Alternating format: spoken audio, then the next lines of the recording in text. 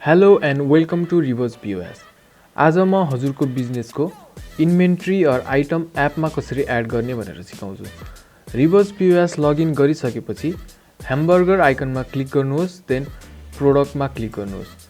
सुरुमा आइटमको category create गर्नुहोस्। अहिले क्याटेगोरीमा हामीले नाइकी सुज राखेछौँ। त्यसपछि आइटम अप्सनमा जानुहोस्। यहाँ न्यू आइटम एड गर्नको लागि प्लस आइकनमा क्लिक गर्नुहोस्।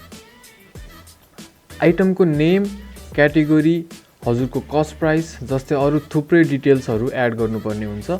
हजुरलाई म एउटा आइटम एड गरेर देखाउँछु, जसमा suppose as a clothing shop owner हजुरले आफ्नो इन्भेन्ट्री कसरी म्यानेज गर्न सक्नुहुन्छ भनेर पनि म सिकाउँछु। आइटम नेममा मैले जोर्डन 1 भनेर क्रिएट गरेँ। अब क्याटेगोरीमा हामीले अघि बनाएको क्याटेगोरी नाइकी सुज भनेर जुन बनाएको थियौँ त्यसलाई एड गरौँ।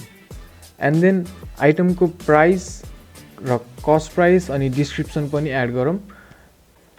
यति गरेपछि हामीले एउटा प्रोडक्ट क्रिएट गऱ्यौँ। अब त्यो प्रोडक्टमा इन्भेन्ट्री कसरी म्यानेज गर्ने र त्यो प्रोडक्टमा भ्यारिएन्ट कसरी हाल्ने भनेर म अब हजुरलाई सिकाउँदैछु। इन्भेन्ट्री म्यानेज गर्नको लागि हजुरसँग कतिवटा एमाउन्टमा स्टक छ त्यो मेन्सन गर्नुपर्ने हुन्छ। त्यसको लागि इन्भेन्ट्री इचमा राख्नुहोस् र ट्र्याक स्टकलाई इनेबल गर्नुहोस्। इनेबल गरेपछि हामीले इन स्टक र लो स्टक देख्न सकिन्छ। इन स्टक भनेको हामीसँग भएको स्टक र लो स्टक भनेको चाहिँ एपले हजुरलाई कति स्टक पुगेपछि लो स्टकको रिमाइन्डर दिने भनेर बुझ्नुहोस्।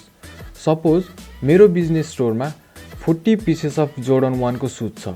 यदि मैले ट्र्याक स्टक इनेबल गरेँ भने रियल टाइम स्टक ट्र्याक भई एभरेज सेल्समा स्टक डिक्रिज हुन्छ।